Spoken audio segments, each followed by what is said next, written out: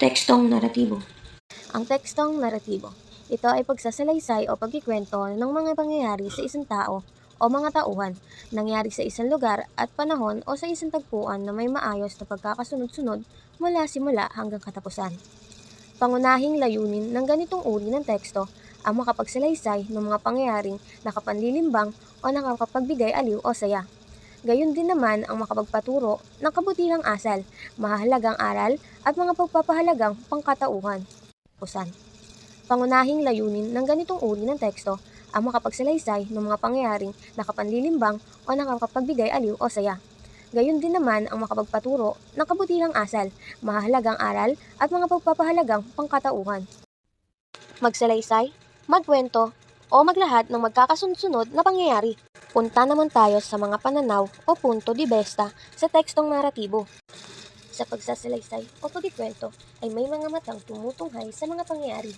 Ito ang ginagamit ng manunulat na paningin o pananaw sa pagsasalaysay. Ang pangkaraniwang ginagamit para sa naratibo ay ang una at ikatlong panauhan. Bihirang-bihira magamit ang ikalawang panauhan. Sa mas mahahabang naratibo, tulad ng nobela, ay maaaring hindi lang iisa, kundi nagbabago-bago ang ginagamit na pananaw. Unang panauhan. Isa sa mga tauhan ang nagsasalaysay.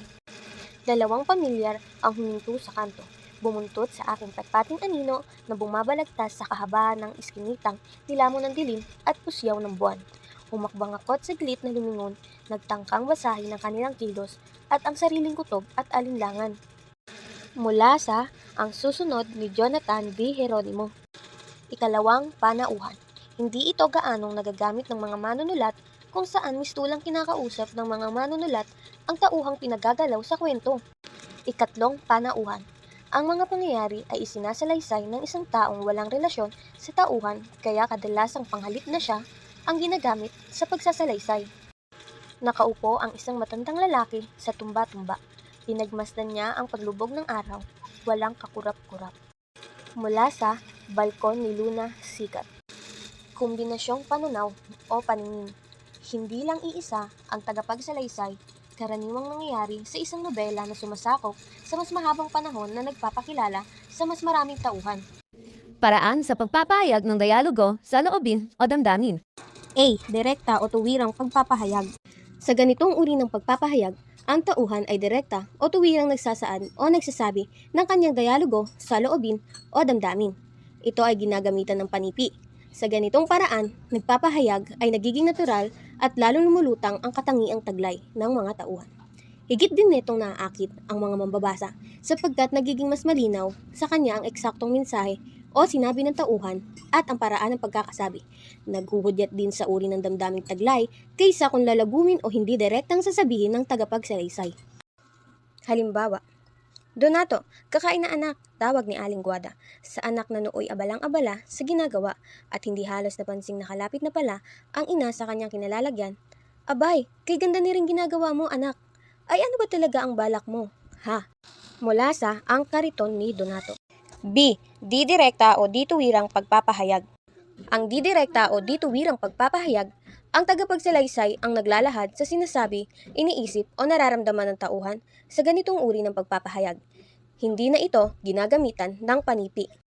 Tinawag ni Aling Guada ang anak dahil kakain na, habang ito'y abalang-abala sa ginagawa at hindi halos napansing nakalapit na pala ang ina sa kanyang kinalalagyan.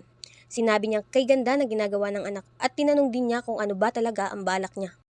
Mula sa Ang Kariton ni Donato. Dako naman tayo sa mga elemento ng tekstong naratibo. Tauhan. Expository. Tagapagsalaysay ang nagpapakilala o naglalarawan sa pagkatao ng tauhan. Dramatiko.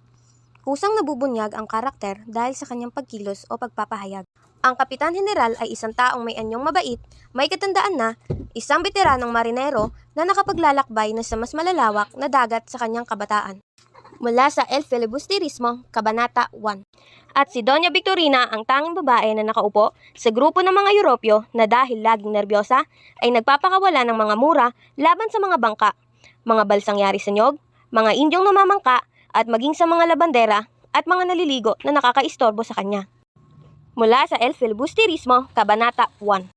Isang batang Dominiko ang propesor na nakilala na dahil sa kanyang masipag at mahusay na pagtuturo ng ilang mga asignatura sa kolehiyo ng San Juan de Letran. Naging popular siya dahil sa kanyang malawak na kaalaman sa filosofiya at itinuturing na isa sa mga may potensyal sa kanyang grupo. Mula sa El Filibusterismo, Kabanata 1. Dito naman tayo sa karaniwang tauhan sa mga tekstong naratibo. A. Pangunahing tauhan. Dalawang uri ng tauhan ayon kay M. Forster. Una, tauhang bilog o round character. Multidimensional, maraming saklaw na personalidad at nagbabago. Tauhang lapad, flat character. Taglay ang mga katangiang natutukoy, madaling maiugnay sa katauhan ang ikinikilos, at stereotype. Ang mga tauhan sa nobela ni Dr. Jose Rizal, Padre Damaso, Simon, at si Sisa, at marami pang iba. Pangalawa sa elemento ng tekstong naratibo, tagpuan.